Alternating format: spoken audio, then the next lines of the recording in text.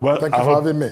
I hope you had my very long introduction about the concerns of those who are praising President Tinubu at midterm and those who say that he is weaponizing poverty. In fact, only yesterday, Rotimi Amechi, former minister, former governor, had to say that the president is violating the rule of law and that, in fact, he must give account to Nigerians on the issue of fuel subsidy savings and so on and so forth. You know the narrative. We even issued a statement. I don't want to quote your own statement to you. What's your take? Thank you so much, Doctor. Now, this president in 2 years, as I have maintained, has done more than all of the presidents before him in the direction of reordering our priorities, tackling some of the most acerbic challenges faced by the economy of our country. He has decided that it's not about just looking for cheap popularity, but willing to do the tough things that may momentarily seem unpopular, but are decidedly crucial to the long-term good health of our country's economy. So all of the hue and cry by members of the opposition, whether it's Rotimi Amechi or former Vice President Atiku Abubakar or former Kaduna Governor Malam El-Rufai, don't begin to cut it. The president is focused on dealing with matters that guarantee the long-term, health of our country. Now, you see, what is funny is that all of these voices put together don't even begin to speak to what they think this president should be doing different from what he's doing. Not one of them has come forward with any kind of informed prescription of what the president should be doing, because they know in their hearts, outside of just politicking, that the president is doing exactly what any right-thinking president would do. They know that. This morning, just earlier, a couple of hours ago, I had an appearance this morning at 7 a.m. on Channels TV, side by side with Mr. Yunus Atanko, the Obidati, spokesperson. And a question was put to him to say, look, in all of your criticism of this president, what exactly would your principal, have done differently? He was very short in his answer. I won't go about saying what he said. But the point I'm making is that it's not enough when I ask you, Dr. Bati, what's your name? And you tell me I'm not Felix Morka. That is not an answer to the question. Tell me your name is Dr. Bati, that we know. Telling me you're not Felix Morka is not an offer of information about who you are.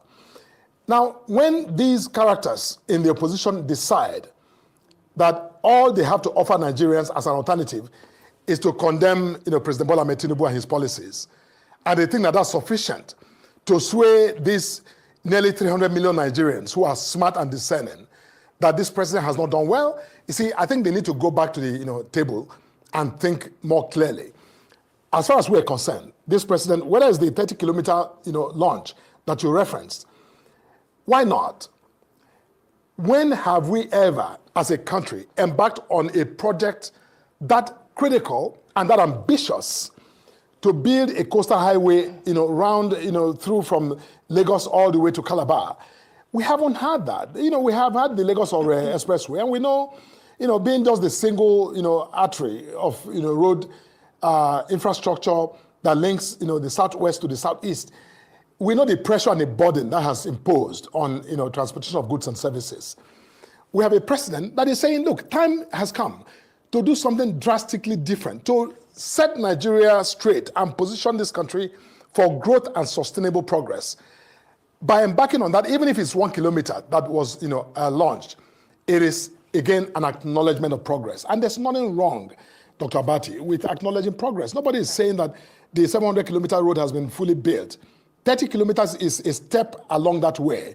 And, inch by inch, kilometer by kilometer, with time, one day, you and I, hopefully, I look forward to a day when we both go to some of those, beautiful carnivals in Calabar, and you and I, Dr. Abati, will be in a vehicle cruising down on that road to Calabar, seamlessly. I think that, we must wish our country well and Absolutely. be optimistic beyond politics and beyond this whole, drama of the opposition. We must, again, celebrate some of these milestones that this president has enacted. All right, thank you so much, Mr. Moka. You've used the drama of the opposition. At some point as well, you also said that the opposition has nothing more to offer beyond condemning the president, and you've said that you think they should go back to the drawing board. So my question is this the argument for state capture? Because some of the criticism that is coming is that there's state capture specifically where INEC is concerned. There are some reports that saying over 70 groups have attempted to register their political parties and that INEC is just sitting on them. And the assumption is that this is from a directive to stifle opposition voices that are trying to register parties that can pose to be some type of opposition or, legitimate opposition to this presidency. What's your take on this conversation around state capture in the electoral institutions? Idle speculation. Vimbai, look, we can do better than this. INEC is, a statutory institution created by law, handed a clear mandate to regulate whether it's political parties or to manage our electoral process. We cannot second guess that. INEC will deal with applications for registration of political parties based on legal criteria. It's not a political process. And INEC is a statutory authority, meaning that INEC is a compellable agency. If there's anyone who has attempted to register a political party who has been unfairly denied that facility to register, and they believe that INEC has ignored clear legal standards which they have met to register their party. Look, I'm a lawyer, and a senior lawyer for that matter. If I were in that position, I would take out a writ of mandamus to compel INEC to do its job. It's not enough for people to just bandy allegations around. Somebody wants to register a political party, has not met the standards, has not met the requirements, and comes, to, a national television or to, put out a statement to say that, look, we're being denied. Nobody's been denied. If you are sat, you must prove. If you think INEC is denying you unfairly, or that INEC is pandering to some, executive or whatever, instruction or manipulation, you must show evidence of that. And it's not that hard to show evidence of such a thing. So it's not enough to just come to Nigeria and say, look, we're being denied, when in fact you may not have met even the simple threshold requirement that qualifies you to be registered. And you think INEC will register you because, INEC wants to be, to pander to some, sentiments or emotions. That is not how it works. It doesn't work like that in Nigeria, and it doesn't work like that anywhere else. So I think that those who make that suggestion should really go back and figure out what they're doing wrong. If they think they've met the standards, like I said, they need to, take on INEC. They should go to court and compel INEC to do its job. That's INEC has statutory enforceable, duties that they should perform. So I don't buy that. I think Mr. Moka, don't buy that, quite frankly. Mr. Moka, Rufai Oseni here. Yes, my dear brother. Mr. Moka. Rufai, how are you? Very well. You said that the other political parties have not brought forward any, objection or any road plan of some sort or road map of their own ideas and solutions to the problem at hand. What you said is not correct. I will refer you to Punch newspaper, 29th May 2024, where Atiku Abubakar offered 6 ways to remodel Tinubu's policy. And you can check that reportage on that document. And where he pointed out his own point of view as regards the reforms, saying that they were not properly implemented, they were not properly addressed. Take, for instance, what he said in that document. Number one, he talked about the fact that we have floated the currency, but we've not had commensurate effect because the way these policies were being marshaled out, that the benefit of floating the currency was supposed to gain advantage with our local productive industry. But we are not gaining that advantage because productivity is at an all-time low. What are the ancillary things, what are the ancillary, beg your pardon, things to add to that productive capacity to be able to make us gain the benefit of a cheap naira, as it were? Number one.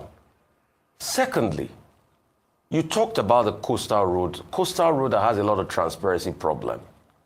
A minister from the APC government sat down here just last week and affirmed to us that there was no independent competitive bidding process, that the contract was given to a company because they had worked in the past as regards a project that centered around the states where the president was governor, which is a violation of many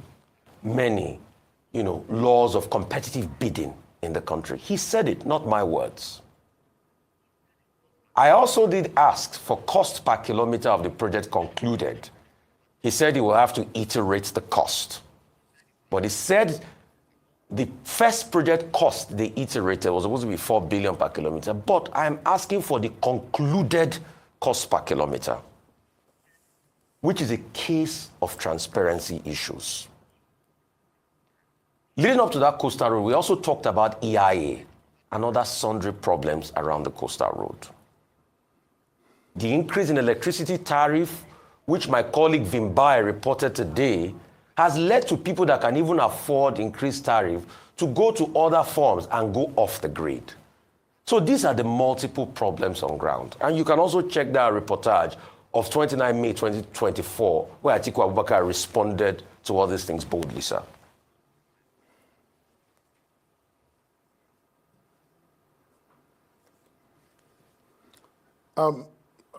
I take it that you're done with Yes, your sir. question. Yes, sir. My dear brother Rufai, May 2024, if the date you cited is correct, was just about 1 year of the president's inauguration as president of the Federal Republic.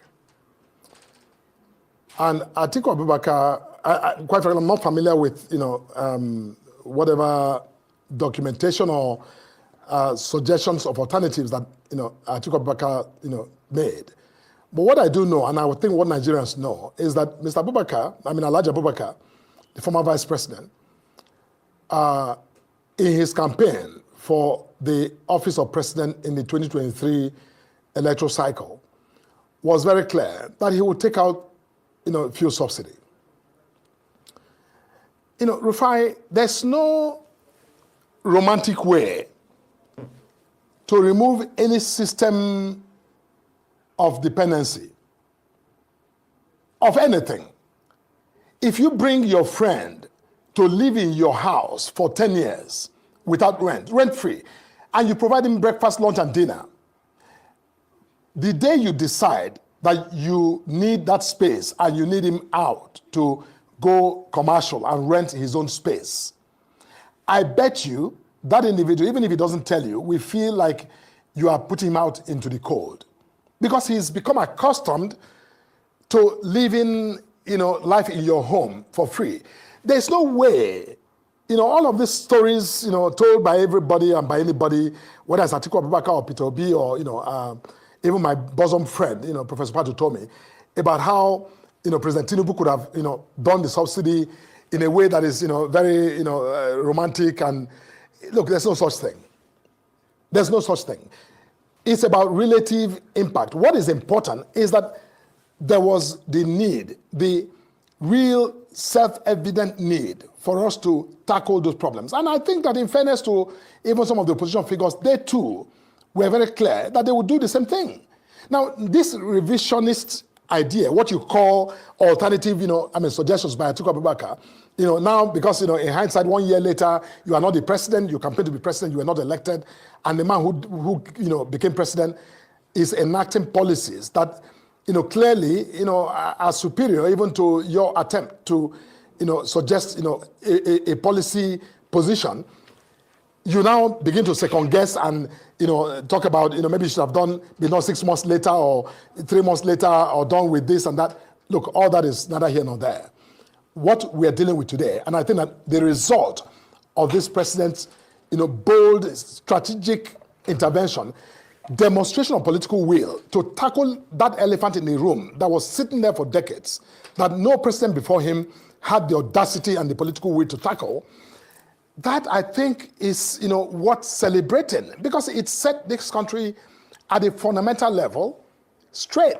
It's provided opportunity for us to rise beyond all of this, quibblings and tweaking of, systems. Point is, our economy is doing better, never has been stronger.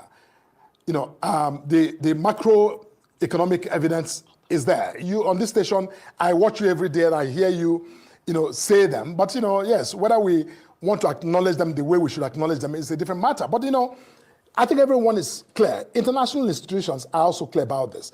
And at the micro level, we're beginning to see, clear evidence of progress. 2 years, we're talking midterm here. We're not talking 4 years yet. 2 years on, I think that, Mr. Rufai, I think we are citizens of Nigeria. And I think we all, no matter where we talk from or where we stand, we love this country. That's an assumption we must grant to everybody. Okay. This president, for example, could have said, you know what, I'm going to peg the Naira value to $1 to 1 Naira. And if I have 200 Naira in my pocket, all of a sudden I have $200. I can get on my phone and order something from Amazon or somewhere else, for a lot. But you know what? That will make him very popular. Okay. He has chosen to tackle the problems realistically rather than simply, take a shot at cheap popularity like other presidents have done. Okay, Mr. Moka, there were many things I talked about. I also talked about the lack of transparency in the coastal road. What would you say about a minister saying that a project was given to one contractor because of competence and not giving others the fairness of competitive bidding? Costing is another one that we've gone back and forth. And with due respect, yes. let me finish, Mr. Moka. You said the economy is good. Sure. At 25% inflation rate, World Bank projection of 37% inflation rate, things are bad. You said the economy is good. The economy that was handed to President Tinubu was over 200 billion. Today is less than 200, about 199 billion thereabouts. You said the economy is good. More people have jumped into poverty, have been swept into poverty. Inflation is real, and the social factors are not any better. Insecurity has had an uptick. These are also other facts on ground. So tell me, a government that didn't employ transparency, what would you have done for a bidding process for the coastal road? Would you have just given it to one person rather than calling others to at least have an open bidding? And the cost involved, these are the things we are saying. That's what a lot of people are saying. Rufai, you see,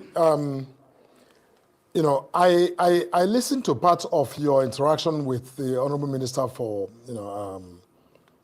Works, His Excellency Dave Umahi. I listened to parts of that conversation, and he gave you his explanations for that. And I'm, not being the Minister of Works, I'm not going to sit here and, again, revisit a discussion you had with him.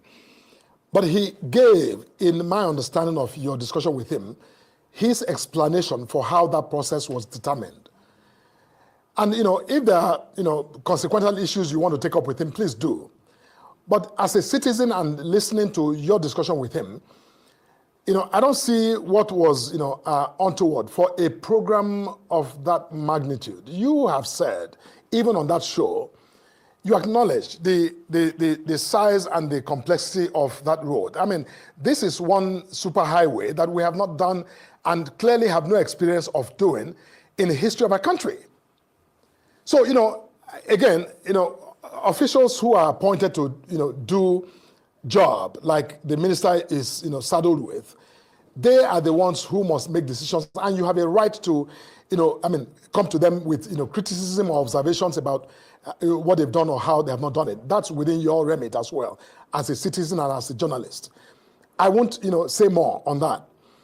But the point is that I don't think there's a question as to whether or not the economy today is stronger than it has ever been. Everyone, all those who should know, are saying it in very eloquent, terms.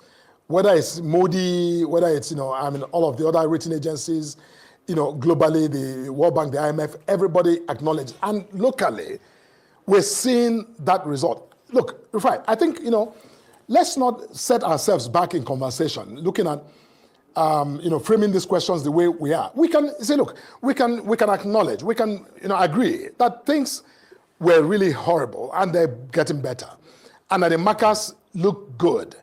Yes, are we exactly where you and I would agree we need to be? I don't think, we can say yes, but we cannot decide that because there are challenges in the system. Who said these problems were not created in 2 years? They have been with us for years. So when you want to eradicate poverty like Amechi and his friends, were saying the other day at Amechi's, former governor of Rivers State's birthday celebration, that, the president was weaponizing poverty. That's just absurd. Like I said in my statement, 25 years almost, they didn't, eradicate poverty. And so I think it's unfair to expect this president in 2 years, in midterm, to, eradicate poverty. That's really unconscionable. Felix Maka, to suggest. Felix Maka, we need to go. But Sorry, very Doctor. briefly, Yes, Doctor. in less than Yes, a Doctor. minute, Yes. Are you really confident, as the chairman of your party pointed out, that 2027 is a done deal for the APC? Because in your statement, in what every other member of your party has been saying, you guys are so dismissive of the opposition, the coalition, Professor Tomi's shadow government. It's like, 2027 is already here and APC is already back in power. Are you that confident that it's just a done deal, a walkover? Briefly, please. Yes, Doctor. Look, it's not about confidence. It's not about walkover. Nobody is taking anything for granted. We are working hard to win the confidence of Nigerians and to win their support in the next election. But with a country that is over the last quarter of the 2024 that's growing at 4.6, when even some of the so-called richest countries of the world are growing under 1%. With trade surplus that no one denies in Nigeria, with fiscal viability of states, where state governments and local governments are getting more money to deliver services and goods, and with no alternative method to really heal this country. That birthday party by Rotimi Amechi, I am sure, Dr. Abati, that you didn't come away with any specific suggestion or prescription for what, as alternatives for what this president is doing to what this president is doing. Dr. Abati, we are hopeful and we are going to work hard, even harder in the next 2 years, to justify the confidence that Nigerians have in our party. People are coming because they are confident that President Tinubu is on the right track. That's why they're joining our party, even though they like to say, we are simply, having a stick, getting them to join the party. We're not. I get your point. We're working hard to end that confidence. I get your point. And 2027 will come and we will see the outcome. Yeah, this is also what we have always said on this table, that it's the people of Nigeria that should determine, not party chieftains saying it's a done deal, nobody can shake us. Let the people choose. Thank you very much. I agree.